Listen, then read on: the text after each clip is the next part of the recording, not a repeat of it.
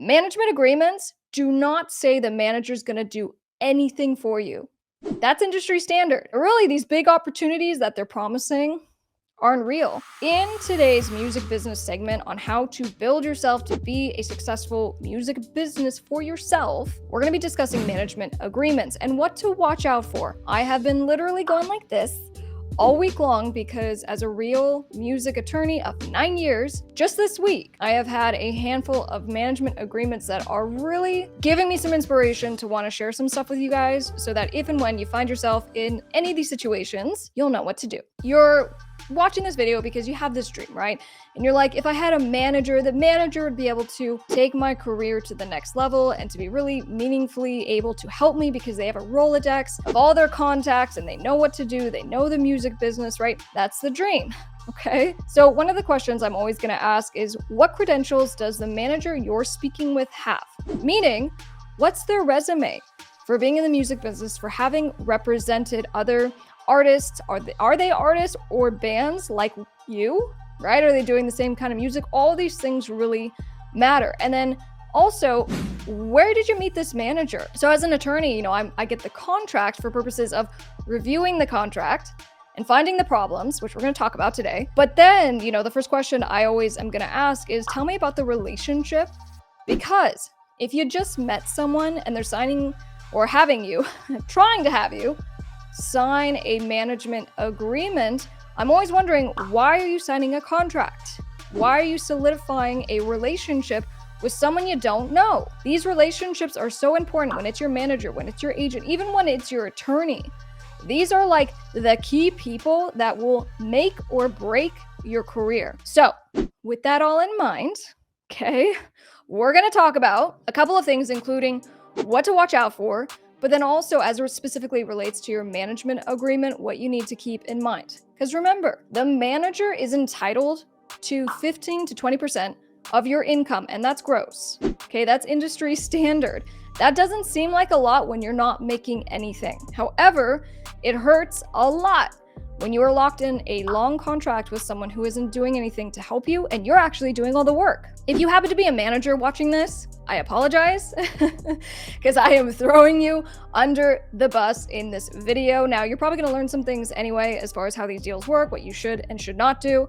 But in any case, this is very much from the standpoint of being a music artist. So when I talk about what to watch out for, there are tips that really will help you in many situations. Number one, the bigger the sales pitch, the more you should be concerned. The manager should say specifically what the manager thinks that he or she can do for you. If someone is ever just giving you a general sales pitch, meaning, hey, I think that I can get you a ton of publications, I'm going to get you a PR company, I'm going to get you a great agent.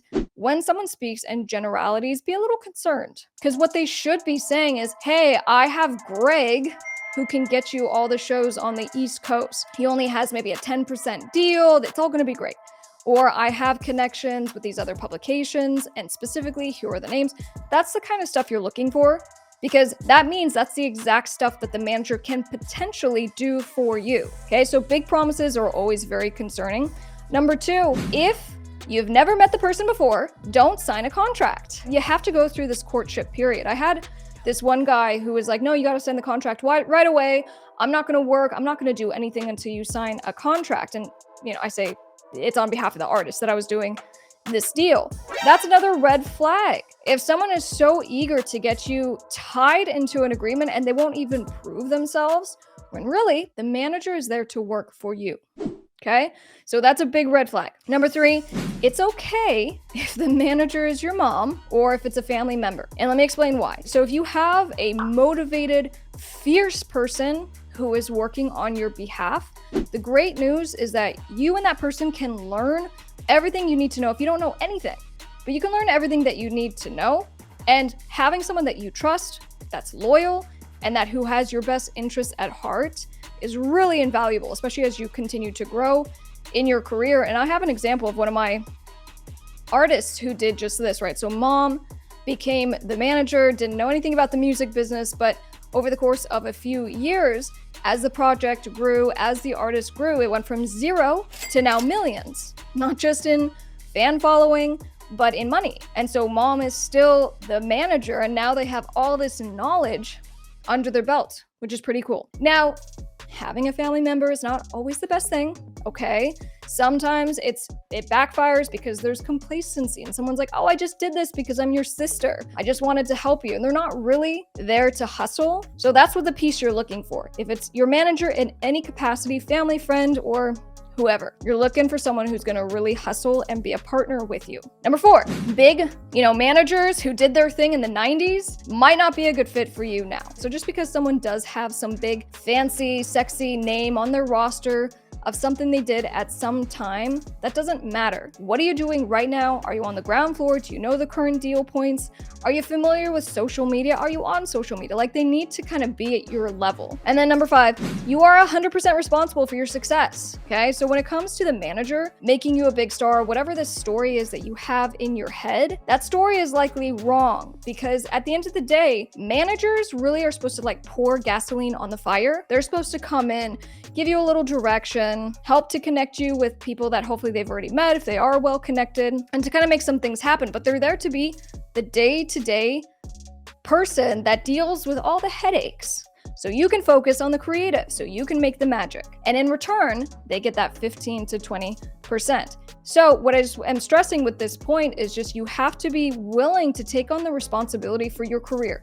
Don't be in a place in your career right now where you're like, oh my gosh, nothing's happening. I've been trying so hard. I just need a manager.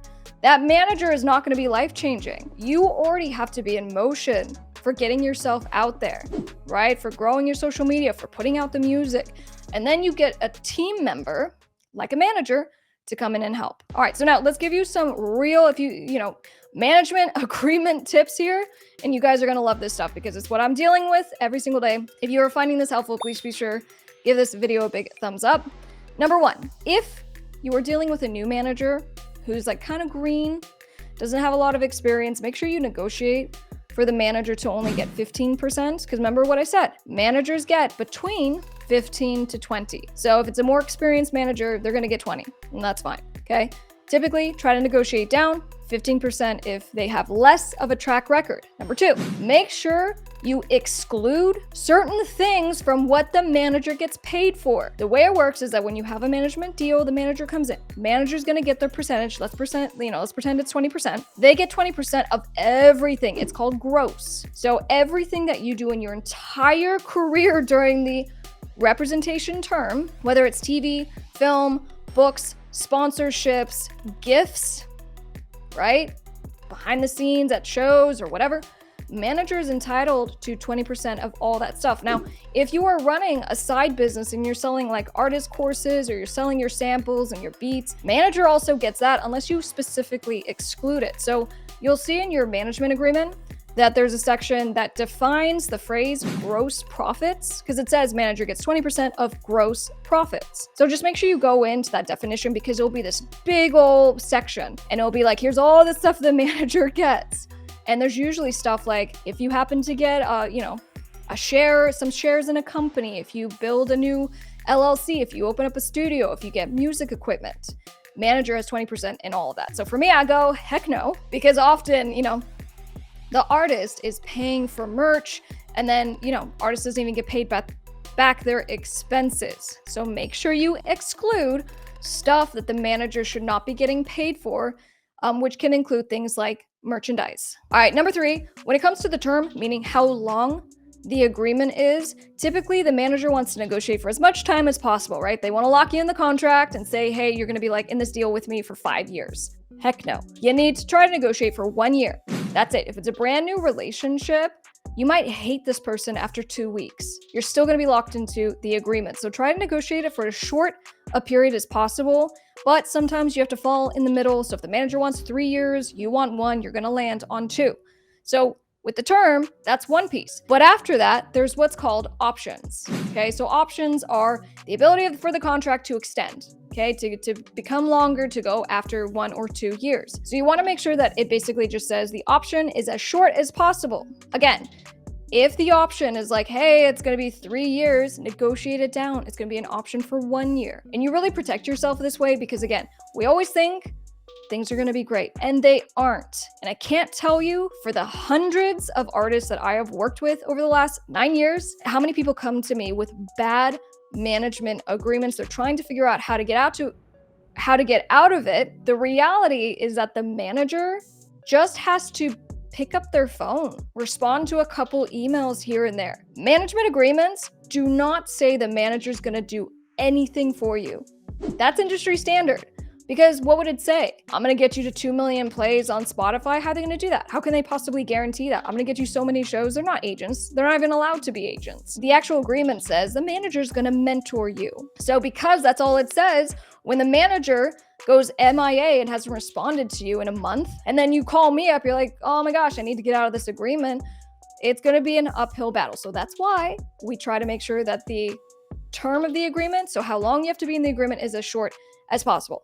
And then sunset clauses. Okay, so sunset clauses define a percentage that the manager gets after the contract is terminated. This is so great for managers, right? They not only get paid the 20% while they represent you, but typically they're gonna get a percentage of your income for a period of time after they leave you. And for some agreements, I've seen stuff where people are like, for the first year, I'm gonna get my 20% still. So that means you're paying the old manager 20%. And then you're gonna have a new manager come in that's gonna want another 20%. So 40% of your income is out the door. So that's what happens if you aren't careful with this stuff. Just remember that they are not required. You do not have to agree to them. You can say, no, you get your percentage during our relationship, that's it. But if they come back and they're playing hardball, you can negotiate it down and be like, cool. If you want for like 6 months after the relationship, I'll give you 5% or I'll give you 10%. So this is where you really stick in, your heels in, and being strong and negotiating well is really important. All right, so I want to leave you just with a couple of my top tips, okay, just to really think about as you are going through your management agreement. Number one, make sure you actually get an attorney to do a final review of your agreement. It's cool if you are like talking to the other side, you're talking to the manager, you're negotiating back and forth.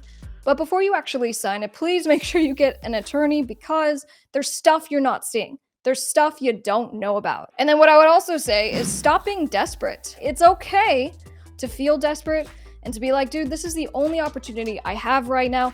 I don't know when another one is coming along. This manager says he can make me a big star and really help with my career and get my Spotify plays up. Don't do the deal because you are so desperate. I know the feeling. And you're right. Another opportunity might not come along right away. But this guy or gal could be scamming you, and you are about to avoid a really bad deal because you have a bad feeling in your gut, and you got to go with that. So I just, it's so hard the younger that you are when these opportunities come along. And as you get older, you build up kind of this resiliency, because now you see that really these big opportunities that they're promising aren't real.